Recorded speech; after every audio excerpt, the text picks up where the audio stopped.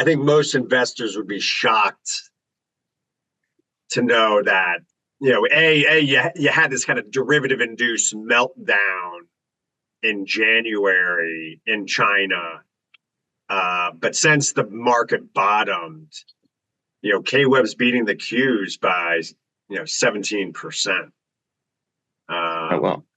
And I don't think I just think so many people have just kind of written off China, but there's actually, my kind of thesis is like, listen, like this could be a dead cat bounce, but there's some things happening that investors are probably not aware of because they've kind of written off investing there. Hello, everyone, and welcome to the Nasdaq Dorsey Wright podcast for the week ending on April 26th. My name is Ian Saunders, and we are thrilled to be joined this week by Brendan Ahern of KraneShares. So, Brendan, I'm just going to give you a brief introduction here, and then we can kind of dive into some of the content that we'll be looking throughout today. We just had a new model launch with you all, the KraneShares Tactical Emerging Markets Portfolio. So, want to dive into some discussion around emerging markets, around China specifically, and then just kind of what you're seeing going on. So in looking at their kind of introduction here, Brendan is a chief investment officer at KraneShares. I believe you joined in 2013. You lead the firm's research and education efforts, work actively with investors on a variety of subjects ranging from asset allocation to articulating and growing the influence that index providers hold on the asset management industry. You've been around the blocks before KraneShares as well, working at different firms. Won't run through the whole list from there, but we're thrilled to have you on here, Brendan. Thanks for making the time with us. Yeah, no, thank you, Ian. It's great to see you, and certainly having attended my first Dorsey Wright Broker Institute back in 2003. I've been a fan of the team's work, and just great to be able to join you today. Yeah, wonderful. And KraneShares, for those who might not be as familiar, I mean, they kind of you all focus on investments outside of the U.S. as we were just kind of talking on. Historically, a lot of different products are availability of focusing in China, but it's definitely some other opportunities there as well. I know, Brendan, you're one of the forefronts of individuals talking about what's going on in China. Certainly see a lot on other media outlets and Bloomberg and whatnot in the past. You have the blog, ChinaLastNight.com. I know I read every morning that kind of talks about what went on in China while we were asleep, right? It's definitely a great option for those to take a look at. But maybe it makes sense, Brendan, to kick off and look at how is KraneShares kind of looking outside or looking at a different way of investing, and what kind of investors are you focusing on? Yeah. I mean, certainly, my background has been really on the indexing ETF world for well over 20 years now, and I think where indices, sometimes you got to pop the hood on them and see what's actually underneath them, because I think the case of for many investors, I think they'd say, well, the S&P 500 is up 905 over 900% since the global financial crisis low, and MSCI China is only up 129%. That's because American exceptionalism and great companies, and China, that underperformance is driven by they're communists. It's a dictator, authoritarian regime. They're about to invade Taiwan. But the problem with that thesis is that MSCI Latin America is up 135. I mean, MSCI Emerging Markets is only up barely over 200% versus the S&P 500's 900. And in fact, MSCI All Country World ex-US is only up not even 300%, not even 1/3 of the US. So what's going on here? And it's really the sector composition that the US market looks very different than any other stock market in the world, outside of maybe the Netherlands because of ASML, or Taiwan because of Taiwan Semi, or South Korea because of Samsung and SK Hynix. The US market is a growth factor, and China, EM, most of the world is actually a value factor. And in fact, 10 years ago, 50% of all of China and EM were in two sectors, financials and energy. And then, you throw in industrials, materials. It's that is the culprit on the underperformance. And, really what we built KraneShares around was to give investors that growth factor for China and EM. So KWEB, we call it China Internet, but my view is like, listen, it's China growth factor. And then KEMQ is, we just took the same thesis and said, what are the growth factor companies in EM and pull them out. So we think we have very differentiated product. And to your point, the most important thing we do is our balanced perspective, our research around, I write, China last night, just because I don't trust the Wall Street Journal or Bloomberg or the Financial Times. There's just a negative media narrative. And, I'm focused on the data. And the data is telling you something very different than the headlines, especially today. I mean, it's especially today more so than ever. Yeah, and that's something I feel like you all and Dorsey, right, have a lot in common there. We're just looking at the data. We're just looking at the price movement, right? We're letting that tell the story. And the prices are, I mean, sometimes influenced by headlines, but when you get the kind of consistency of movement or establishment of some trends, that's what the real story is for us, right? And that story in emerging markets, and as you said, in global or international investing in general, I mean, hasn't been great recently. From a trending perspective, it's certainly been trending lower. We were chatting a little bit before hopping on here. I mean, a lot of that's been because of the dollar, right? You have such a strong U.S. dollar throughout the kind of that 2021 into the 2023 timeframe, or into 2022, that just led to like a lot of kind of recent underperformance. It's hard for people to look past. Oh yeah, I mean, since the DXY index bottomed in early 2011, it's up more than 40%.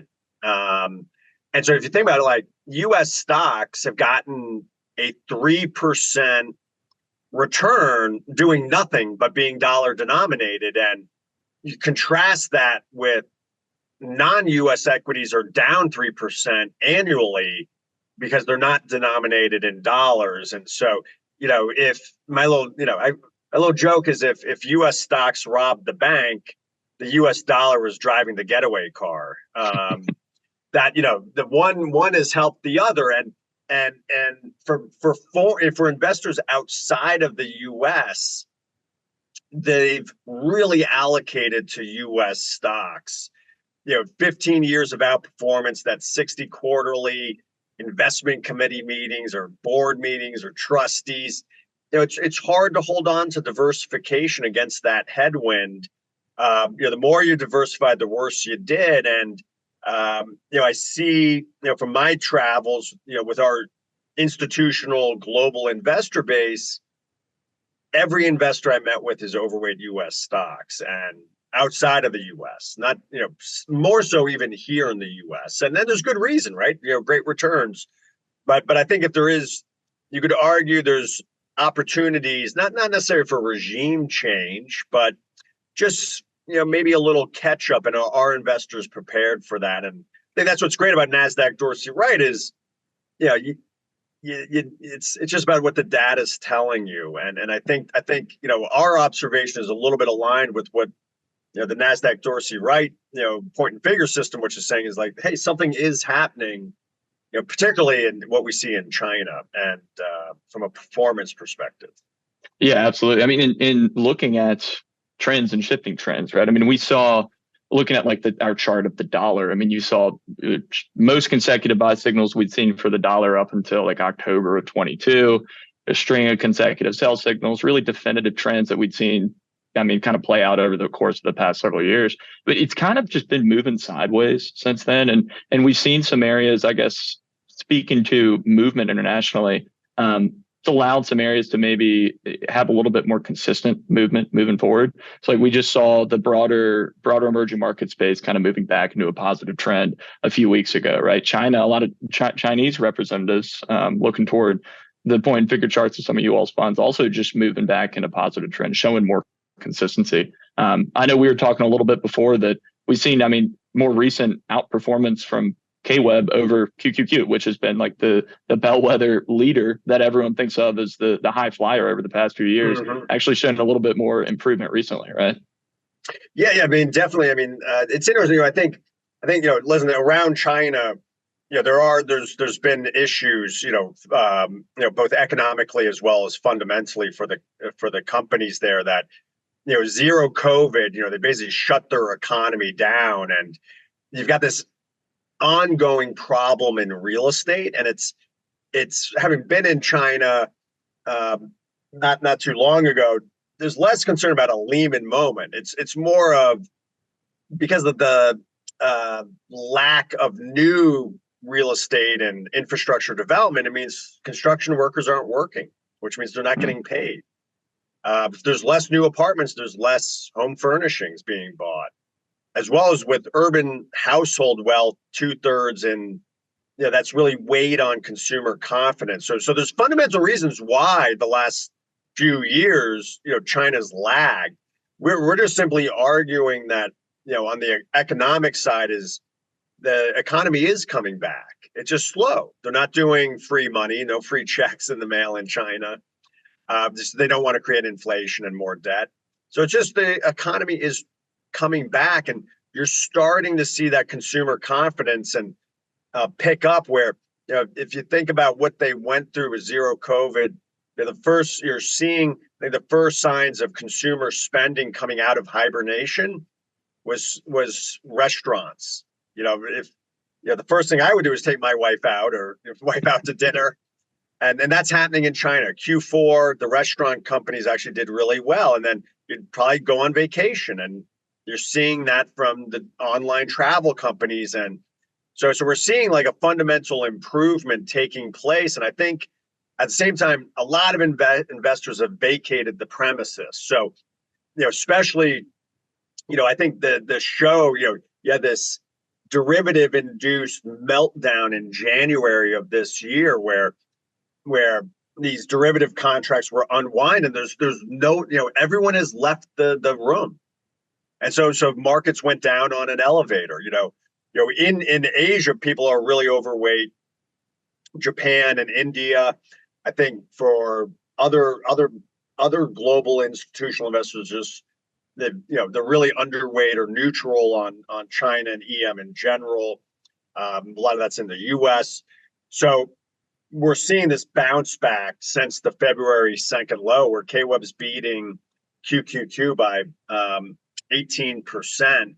And I think what's different about this time from other bounces, Ian, is that there's some fundamental improvement. The government is literally trying to do the same corporate reform that Japan went through several years ago, and actually buying ETFs in China, as well as very significant buybacks and dividends taking place, particularly in the KWeb companies. I know, Ian, you were sorry. I was just gonna say, I know, Ian, you were gonna say that that some of your shorter term indicators seem to be showing that as well. Yeah, absolutely. And so that's what I was gonna. So the some of the movement that we've seen, I mean, there has been some rallies in Chinese equities over the past few years, given the longer term downtrend, right? And so I think the story that a lot of people, as you touched on, are looking on is this just another near term rally, or are we going to see some more consistent follow through to the upside? And in looking at, so we have a broad, we call it a relative strength matrix. Essentially, we stack 42 country representatives up against one another, have them all duke it out in an arm wrestling match, and see which country wins the most of those arm wrestling matches, right? And to your point about kind of letting the price movement dictate what to look toward, China has been down toward the bottom of those kind of longer term rankings for a little bit now. But there's two different readings we look at in those rankings, basically a near term reading and a long term reading. Near-term reading is going to be what we call an X count. So how many column of X's is it in? And then our buy signal is that longer-term reading. So it's still lower from a buy signal count, but its X rank has risen to 12 out of the 42 countries. And so if you kind of look historically, we'll have a research piece actually coming out later today. We're recording this on Wednesday that highlights a little bit of this, but it's higher. That near-term reading is higher than it's been for the other previous near-term rallies. So we're seeing a little more follow through to the upside. We're seeing some of that follow through to the upside in K-Web specifically from a price movement perspective. We were talking today, and I take a look at the point and figure chart. It just gave a third consecutive buy signal. First time it's done that in 2 years, right? So it's we're seeing that kind of that near-term strength starting to carry over into a little bit more consistent improvement, which is good for the technical picture of a lot of these representatives. Yeah, I think what we're seeing that should why I'm like, listen, if I could predict the future, I'd be charging 2 and 20, but why I think this, when you get a relief rally after a liquidation event, why I think it might have a little legs is, one is just a very low investor positioning globally, but I think what we're actually noticed is, one, the companies are buying back their stock just hand over fist within the K-Web companies in particular. I mean, the buybacks from Tencent, Alibaba, I mean, they're literally buying 3 to 5% of their shares outstanding. I mean, it is a very, if you do a buyback yield on a lot of these individual companies, it's, Tencent and Meituan, because of Hong Kong rules, they're buying back like 3 million shares a day. So it's interesting. The companies don't think they're going out of business, and they're buying back stock. And then I think the other interesting thing is we can actually track. You have for Chinese A shares, the government is actually buying equity ETFs in mainland China. So this is kind of the Shanghai Shenzhen market. And what they're trying to do is they don't want to get the stock market higher. They want to get stock market indices higher. So that's why they're really focused on the mega cap stocks, because those mega cap stocks have the most influence on indices, right? Like, if you think about it, like, if you wanted to move the S&P 500, it's Microsoft and not the 500th name. And that's why, like, I think KBA versus some of our competitors in the China A share ETF space, they hold 300 names or 600 names. Well, we own KBA only 50, so we only hold these mega cap names. And foreign investors have been skeptical. We can track that through Stock Connect flows. What's interesting is investors in China, we can track them buying stocks in Hong Kong. So they've bought $25 billion US of Hong Kong year to date. That's versus 40 billion in all of last year. And back on April 12th, the Chinese government, they put out 9 points. So they're like, these are the 9 things we're going to do to get the stock market higher. And a lot of that's buybacks, dividends. If you do corporate fraud in China, it's going to be, really bad for you. Right.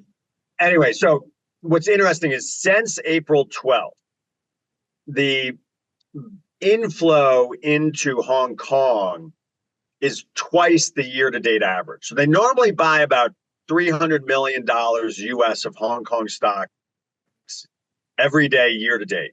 Since April 12th, that's doubled to over 600 million.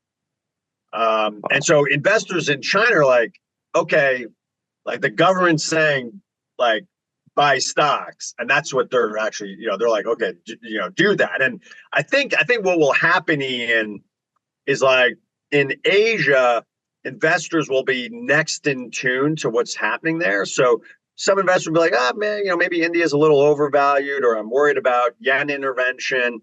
Maybe some of that money comes out of India, comes out of Japan back into China. And then I think you'll see some of the commodity oriented countries, investors there, like, in the Middle East, like China's their number one client, in a lot of commodity countries. And then, Europe, a lot of European companies are doing very well in China. And then in the US, like, it's funny, like people are so worried about China, but then they're up to their eyeballs in US multinationals that are heavily geared to China. And I'm not even talking about Apple and Tesla. I'm talking about ExxonMobil, Nike, Starbucks, Boeing, Caterpillar. Like we have these views of China that we're like, we're afraid. But then Oh, well, okay, but if we get profits from there, no problem. So I think this unwind will happen in reverse, and arguably the first person coming back in the China are the Chinese. Right. And you see that. I mean, talk about headlines. I mean, you look at, I mean, sales misses in China from some of the major U.S. companies have led to drastic deterioration of some of the share prices of big U.S. companies, right? I mean, so it definitely matters to Oh, U.S. investors, even if they just haven't started investing again. yeah, I mean it's funny to see how the media narrative has changed, where it's like, Apple and Tesla are doing so badly because China's economy is doing so badly.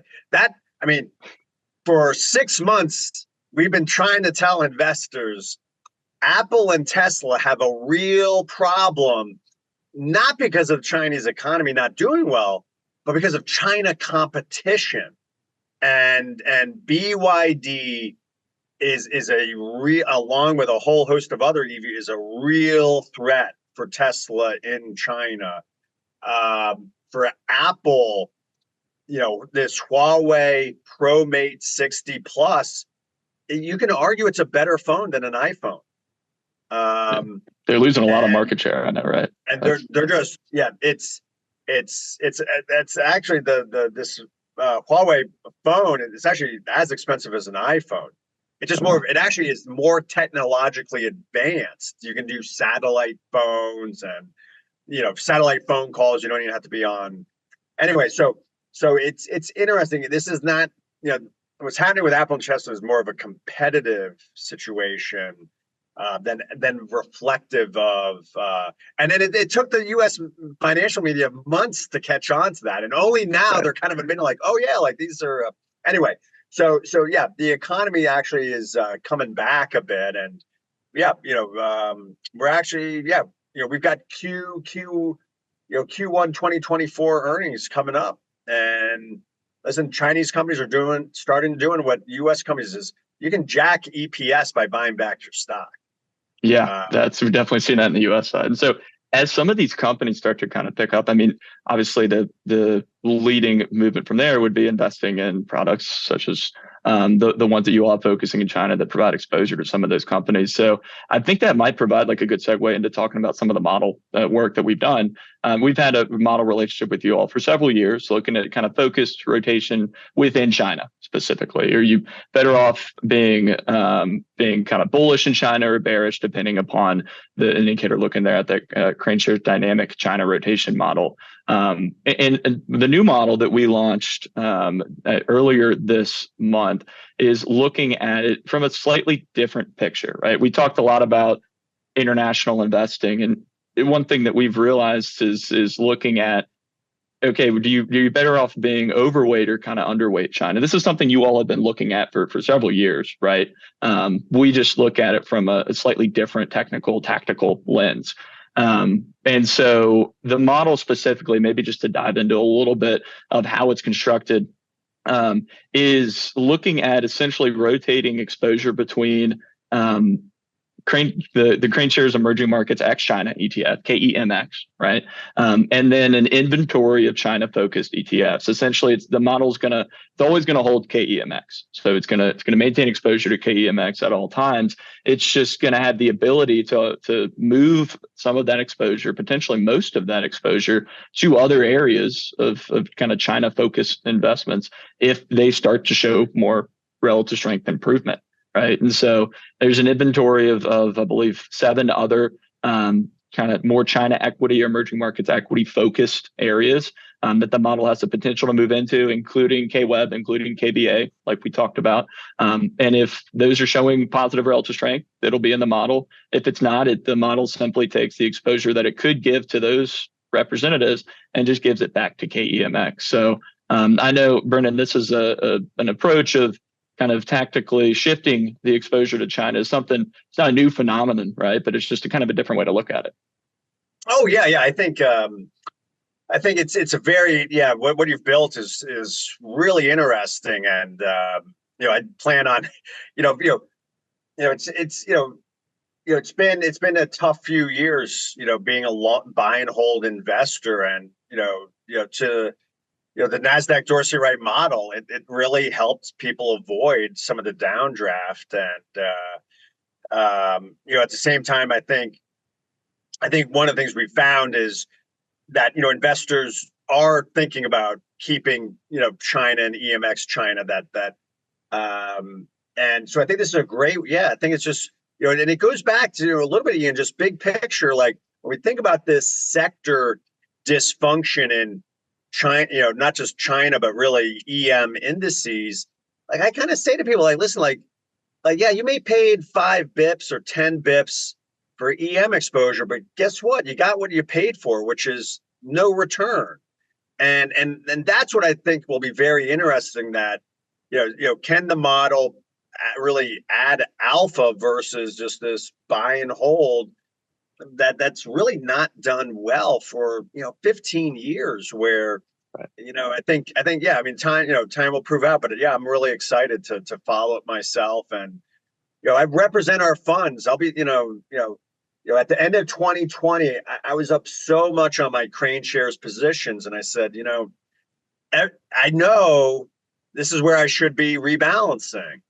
And I kind of said, you know what, but I represent the funds. Like, how am I supposed to, I'm not going to sell because I think that's being disingenuous. And I didn't. And in hindsight, like that really cost me, really cost me. So yeah, going forward, I will be a little bit more active, with some of these positions based on what the model's telling us. And I think that feeling, that sentiment though, that you mentioned there is something, I mean, it's very, consistent across other areas. I mean, if you're looking at investing in emerging markets, and a lot of investors are going to have kind of defined exposure towards emerging markets, right? When China's doing well, they want more, they want as much China as they can get, right? Because it is historically to show stretches of very, very strong returns for prolonged periods of time. But when it's not doing well, it's a lot of, certainly advisors, it can be a negative conversation to have with clients, right? And so that's what kind of having some of the different research and backing into understanding the movement, like you're able to provide, and then having just a tactical overlay.